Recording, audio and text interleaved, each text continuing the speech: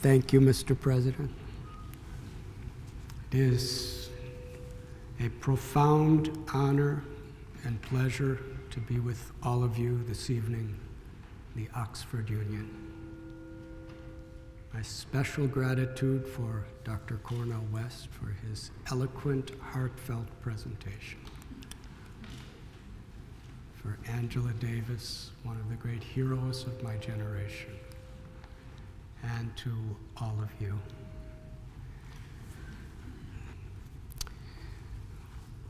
Whatever side you put me on, I'm a Swami and I'm going to speak my heart. And I have notes so I don't go too much over time. The concept of extremism can be interpreted in numerous ways, according to a person's or a society's experiences and mindsets.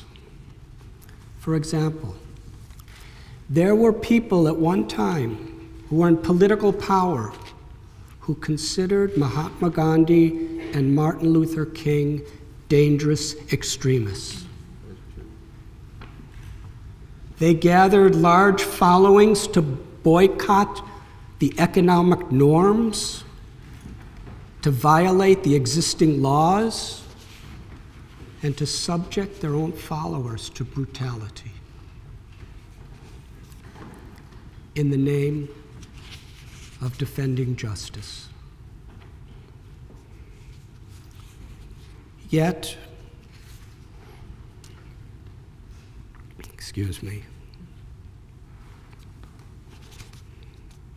many people may consider that the forceful military action taken to free the surviving prisoners of Nazi concentration camps to not be extremism. I would like to address the subject of extremism from a spiritual perspective.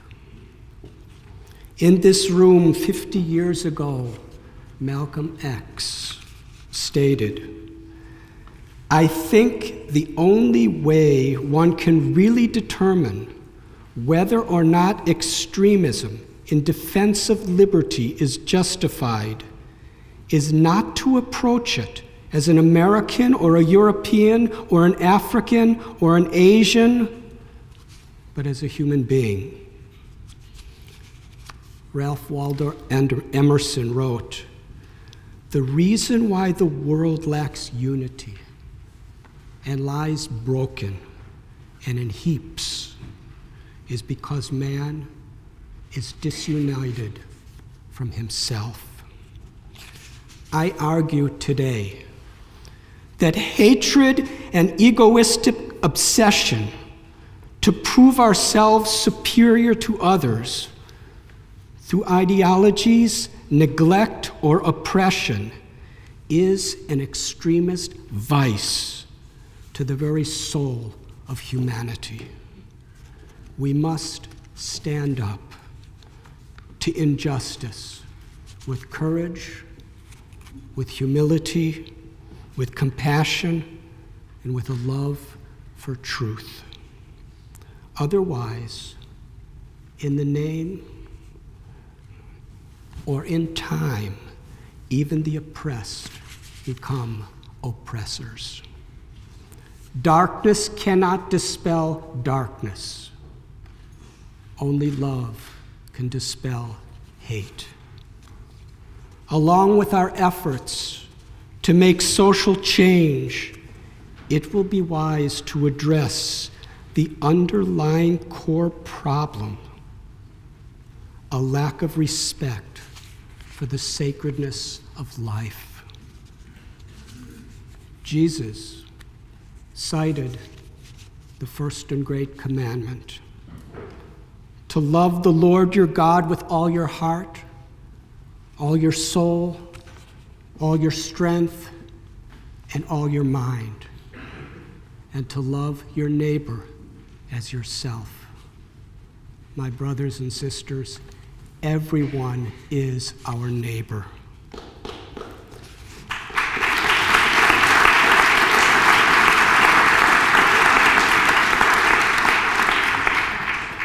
Lord Krishna, in the sacred scripture of the Bhagavad Gita, teaches that the foundation of true knowledge is to see and appreciate the equality in all living beings.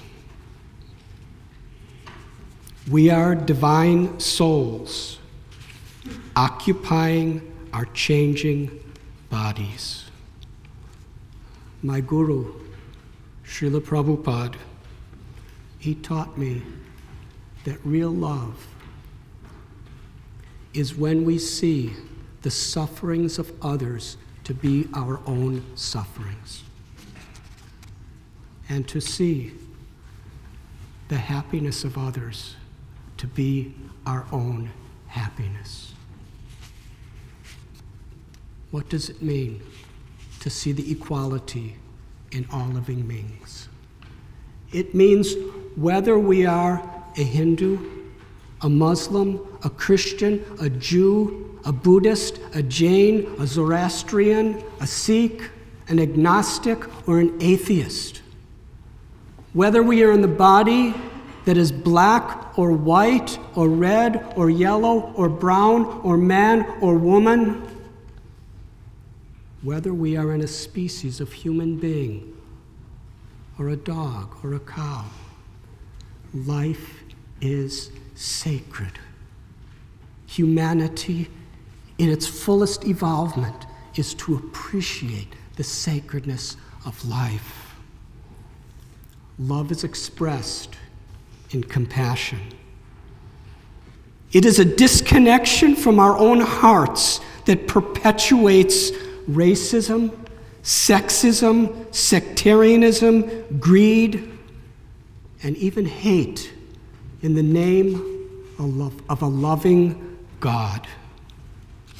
It is a betrayal to the very heart of humanity when we are deaf to the cries of children, women, and men suffering from poverty, abuse, disease, or oppression. It is a disconnect from our own hearts when we ignore the cries of life-loving animals suffering and dying in slaughterhouses. It is a disconnect from the sacred principle of life that impels people to plunder and pollute the environment that we all share and depend on. It is the ecology of our hearts that will determine what is our society and the state of the world around us. We are all one family. The eternal self in all beings is of the same origin, and each life has infinite value. I repeat, each life has infinite value. In the light of our unity, we can appreciate and celebrate diversity.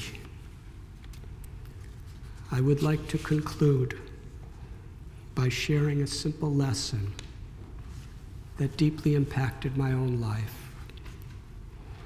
A few years ago, I was walking through a redwood forest in Northern California. The sequoia or redwood tree is the largest and tallest tree on earth. Many of them live for thousands of years. They grow in loose, mountainous soil, and over the centuries have endured devastating earthquakes, blazing forest fires, and brutal storms. Yet, they keep growing higher and higher. How? How do they do that? I will explain to you the underground secret of the redwood tree. The roots of the redwood trees reach out to the roots of other trees. When they unite, they embrace, intertwine, and form a permanent bond between each other. In this way, every tree in the whole redwood forest is directly or indirectly connected to every other tree. The tender and the weak get all the strength from the stronger trees. Unity is the strength that empowers them to grow, even in the hardest of all times.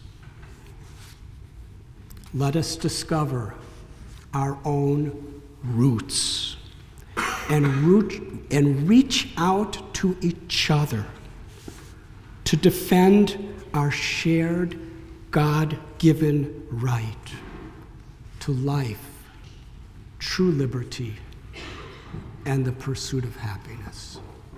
Thank you very much.